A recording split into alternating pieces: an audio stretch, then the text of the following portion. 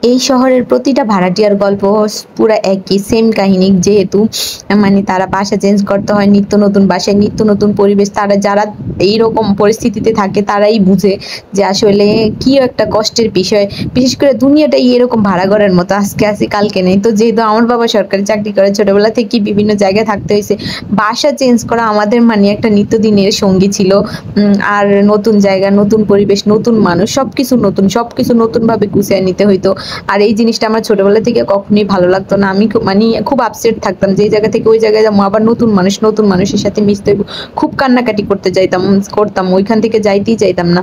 তো সেম ঢাকাতেও আসছি আমি পড়ালেখার সুবাদে, বাবা টাপা ছাইরা মামার বাসায়। তো তারাও বাসা চেঞ্জ করতেছে, বাসা দেখতে যাবো। আমরা তো বলতেছে সাথী চলো চলো আমরা বাসা দেখে আসি, কিন্তু আমার সেই একই কাহিনী, খুব কষ্ট হইতাছে।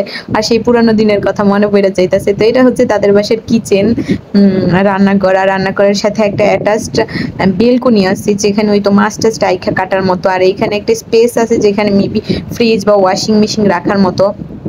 আর তাদের ড্রয়িং রুমটা বিশাল বড়, একদম ফুটবল খেলার মাঠ। আর রান্নাঘর, এটা হচ্ছে কমন ওয়াশরুম, যদিও আমার খুব ভালো লাগছে কারণ গোসল করার স্পেসটা ভিন্ন। আর এটা আমার খুব ভালো লাগছে। আর সবচেয়ে বড় কথা হয়েছে যে আমার বড় ঘর দেখলি কান্না পায়, মনে হয় আল্লাহ এত বড় ঘর কিভাবে মানুষ ঝাড়ু দেয়, এই টেনশন নিয়ে আমি অর্ধেক বাঁচি না। হ্যাঁ, তো ওইদিকে হচ্ছে এটা মানে একটা মাস্টার বেডরুম। আর প্রথমেই এটার মানে এটার ওয়াশরুমটা জাস্ট অনেক সুন্দর। এটা মেবি আমার মামি থাকবে। ওইটা গ্লাস দেওয়া, আর সবগুলাতে হাই কমোড।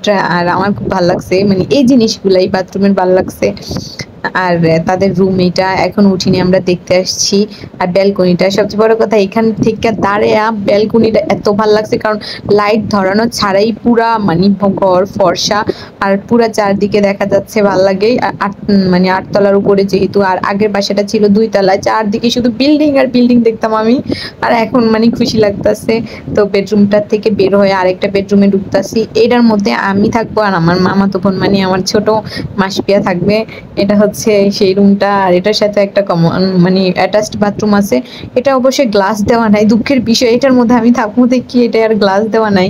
আর সবচেয়ে বড় কথা হয়েছে মানে এই বাসা দেখতে এসে আমার সেই মানে পুরানো দিনের কথা মনে হয়ে যাইতেছে। আমার বাবা আবারও বলতাম মানে আমাদের যেখানে ছিল ওইখান থেকে ট্রান্সফার হয়ে অন্য জায়গায় গেছে।